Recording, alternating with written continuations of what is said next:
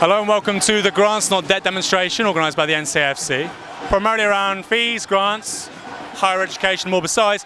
We've ended up at the Home Office. That's because one of the main frames for today is migration, the refugee crisis, and the intimate relationship between borders, neoliberalism, capitalism and so on. Today's going to combine two of my favourite things. The first of which is protest, of course, as many of you probably know. The second of which is harassing forward intelligence teams, an element of the Metropolitan Police Service which exists exclusively to collect data on activists and the public more generally, and to, broadly speaking, undermine any public trust, confidence or credibility in the Metropolitan Police Service. Let's go. How's it going, Superintendent? Sergeant, happy with the process so far? Yeah? No action points, no... It's good to hear. Carnival atmosphere. A carnival atmosphere, it's fantastic. I was speaking to one of your colleagues earlier and she said it was a light touch. Do you think it's a light touch today? Yeah. Section 16, Section 17? Nothing? Great. Fantastic. That's British policing, aligned with TSG, forward intelligence teams, superintendent leading things like some Napoleon from the front, and that's what they call a light touch. Here you go, light touch policing in action. Sergeant, is this light touch policing in action? I think, as far as I remember, a horse is remarkably heavy. Let's hope they don't run into anybody like they did in 2010, then press charges, then fail, and then cost them £100,000 in compensation. Let's hope that doesn't happen today. We got a decision. Check this out. They're putting their gloves on. Completely peaceful, completely peaceful. This is a unit explicitly set up to deal with public order situations. They're going to create a public order situation before today's over. Look at these guys. They are psyched up, baby. That's it. They are psyched up. Get on those gloves. Get into state. You are psyched up, baby. We're going to create a public order situation today. Let's go. Woo! Let's go. Let's create the public order situation, baby. Let's go. Let's go. Woo! Let's go. Ready to rumble. Woo! Peaceful protest. What do you guys make it? That's it. You turn it into a riot. That's what you do. Hold it up. We got Afghan in control here. Here we go. You've created a public order situation. These people, these idiots, as ever, have created a public order situation. How do your colleagues view you guys as a unit? I mean, TSG.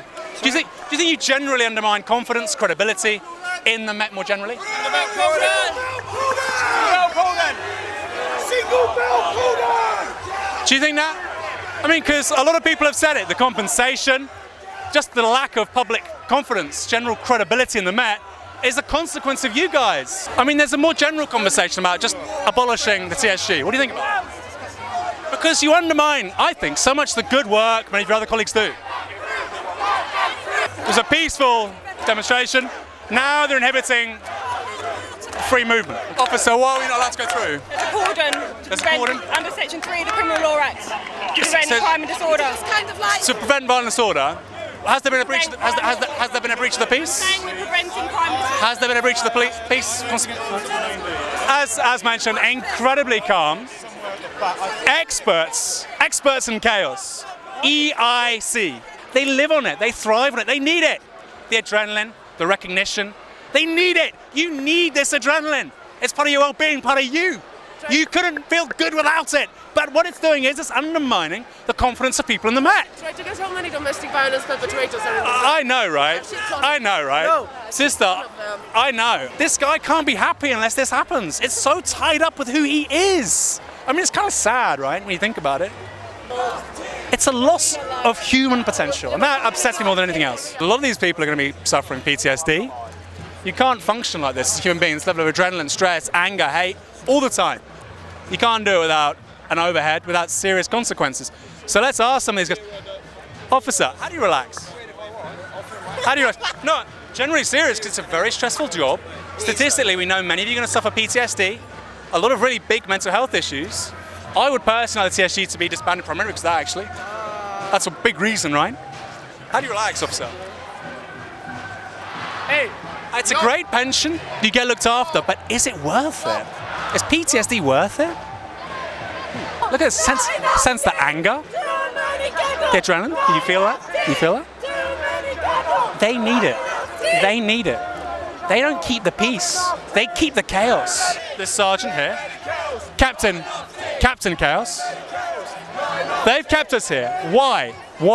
One of the major reasons is this: data collection. This gentleman with the orange epaulet is to record the people that are here. What he will record and document is the public order situation that they create, or what other people will respond to by defending themselves. He's probably recording us as an act of intimidation. That really isn't a problem, because right now it's very peaceful.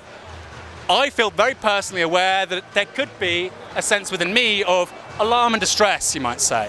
When I feel alarmed and distress, these guys are going to know about it. So is my lawyer. What did we learn from today? Well, we learned a few things. It wasn't that big a demonstration. We're talking maybe 5,000 plus, between 5 and 10,000. I think 6,000 is a fair assessment. In spite of that, it had very coherent messages, very radical messages. Immigration, refugees were a big integral part of today's messaging. They were saying no borders, free education. The frames were really radical. They weren't there 5 years ago. It's fair to say that the kinds of politics we now see at these protests are much more interesting, much more complex, much more thought through than they were just several years ago.